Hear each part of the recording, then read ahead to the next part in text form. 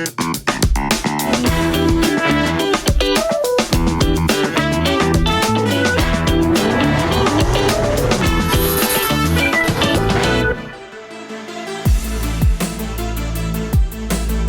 we're here at Formula Drift, we're cruising through the paddock, and this is my friend Darren Kelly. So Darren and I have been hanging out over the past about a year. We've known each other, and we've really get to become pretty good friends. So behind us here we have this absolutely insane Aston Martin. So Darren, introduce yourself and tell us a little bit about this thing.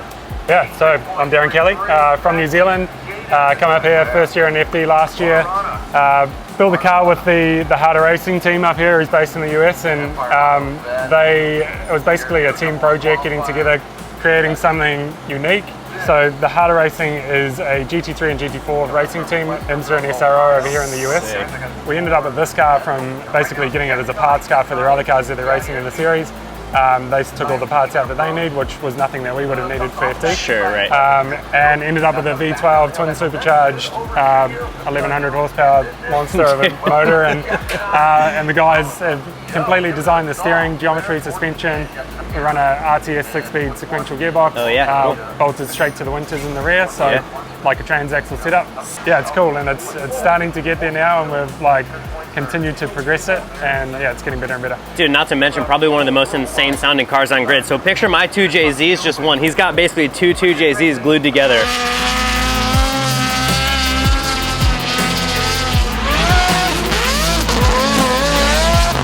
With this insane intake manifold and two superchargers. Yeah. But essentially almost exactly two six cylinders, because everything is completely, basically two. Separate. Like, separated, yeah. The only common thing is just the crankshaft. Yeah, even the exhaust itself. So they all come out of the headers into collectors, and then they both run two pipes all the way to the rear. There's no cross pipe or anything. This car comes with a V8 twin turbo from factory, so to fit this V12 in, it was gnarly. Yeah, Aston was like, no, it won't fit. And you're like, we'll see about that. And what's the displacement on it? So from factory, this motor was 5.9 litre. The guys had a custom crank built, so that's taken it out to 6.6 litre. Wow. A lot stronger than the factory crank, and then up the displacement at the same time. So dude, yeah. I want to like point this out real quick. Like, this is something that I've never seen before personally. He has 3D printed end tanks and then 3D printed charge pipes that go up in the intake manifold. Like even the mounts for it, like that is just the craziest thing I've ever seen. Like the amount of time that probably went into printing those was probably like completely nuts. Oh yeah, yeah. And so Tad, one of the engineers, is really good at like CAD drawings, and he's built this entire car in CAD. So anything you need to know about the entire car, look it up. It's there. So sick. And yeah, they recently got a 3D printer, and they've been going nuts with it. Yeah, had a bit of fun and made some cool stuff. So it actually works surprisingly well. Obviously, being able to print things, you don't have to weld on a fitting for certain stuff. You just print it straight into it. Right. It's very unique part of the car, but that's sort of what this car is about, for them to get creative and have a bit of freedom to design and build stuff. Because in GT3 and GT4 racing, you have zero ability to change or modify the car. It's quite nice to have something with drifting, like you can run whatever engine you want, whatever drivetrain, whatever suspension, steering, like get creative and make it the best you can make it. So I love it. For an engineer, that's a dream. So sick. Well, let's check the inside out. Yeah.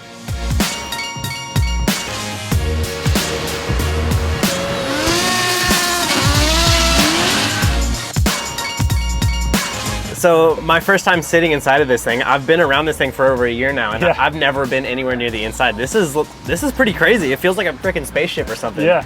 So transaxle 6XD. Yep. And then does this one have a power steering pump on it, or is it electric, or what is it? It's an electric rack. So so yeah, it powers up. Ignition 2 powers the power steering up, so you can push it around, got power steering. But yeah, internally in here, it's like, because it is a factory race car, you've got all this like nice carbon fiber dash. This is modified from what it was like as a GT4 car. We put our own PDM unit in, obviously added a handbrake, and then you've got a shifter as opposed to pedal shifts. And, and all that. So there's a lot of things that have changed, but we've have kept like the dash and like the seats and the roll cage. This is because it's a full alloy chassis. This is a roll cage built from factory for GT4 racing. So, and then we just had to add the two pipes to go up to the tunnel. Anti-intrusions, yeah. Yeah. So then the cage bolts in. Yeah, so it's all does, yeah. it's an FIA homologated cage for GT4 racing, and because you can't obviously weld aluminium to steel. Yeah, so, of course. Yeah, Dude, so I see a bunch of nice bits here. So the ECU is Motec? yep, Motec M150. There makes our job so easy because it just logs everything that we want to give it a sensor for, and especially with something so unique. 12 cylinders, superchargers, everything that's going on. It's good to know, be able to look back on logs and everything and see what's happening. So. Dude, no doubt. This is crazy. It makes me want to go for a ride in this thing, dude. Like, can I Yeah, I sacrifice one of my laps and just go for a rip with him? I know, we need to come out to a test day one day and we'll go for a Dude, shred. for sure. I mean, maybe if we like do a SoCal test day, I mean, shoot, I don't know. Yeah, We have for a sure. long time before then, but yeah, so sick, dude. Well, let's check the back out. All right.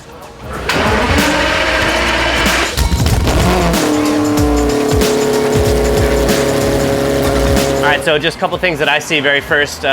Fuel cell looks like what, 10-ish gallon? Yeah, I think it's around 40 liters, so I think that's around the 10-gallon mark. Okay, so 10-gallon, radiators lean way back. That's pretty Yeah. cool. So it blows the air straight down and out the back. Yep. And then the dual exhaust that you were talking about. Yeah. The guy who designed the exhaust was very specific about how the headers had to be made, the length of everything, how they collect, and then where they end up at the end. So they had to come out together at a certain distance away from the motor, and be a certain distance apart from each other, and that's what achieves the sound. And it's crazy how much Dude. difference that has when I've heard it from down there and you rev it, and it's Literally like, just the exhaust dumping right there versus right there. versus there, yeah. And What a it's trip. totally different. Yeah, I'm glad. Like, one of the best things to me about this car is the sound and how it it just screams. It shrieks. I mean, it's a shriek. It's the coolest freaking thing. Yeah. I just love it. So RTS 6XD transmission, so transaxle, so very similar to a Corvette. Yeah. And this is the differential Winters Performance 10-inch. Yeah, right? So same, very similar to the Corvette setup. So transaxle 6XD bolts straight to the Winters. Right. And yeah, it works really well. Like this whole rear end, the clutch system, everything has been really good. When you put all the panels back on, this is the line that the panels come through on. So you haven't got a lot of space here to stand anything up. Your working area and the things you've got to fit into that is quite compact, and even the rear end, like the bumper is right here. So you haven't got a lot of space anywhere to fit big cooling or have much more room for that. Wow, so not a lot of crunch room, especially as well, like tracks like Long Beach and Irwindale and all those sketchy bits. Like once you hit, you're like, it's solid, right? Yeah, and you've got to What is this thing? Can I grab keep this that guy? in mind. And during the off season this year, they've the guys have 3D printed all of these pieces, so we do have some forgiveness and a little bit easier to repair things if we do have an issue, or like if we do get into a wall somewhere, which happens more times than not. So it's got to be it's got to be repairable, and 3D printed.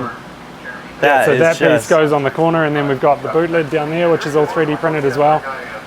The rear bumper is still plastic, so that's a durable option for that. And then, we basically have the screen in the back taken out, so we can get the cooling into the radiator and control all of that. So Nice. What a gorgeous machine. I Yeah. appreciate it, Darren. Yeah. Thanks for your time. Thank you.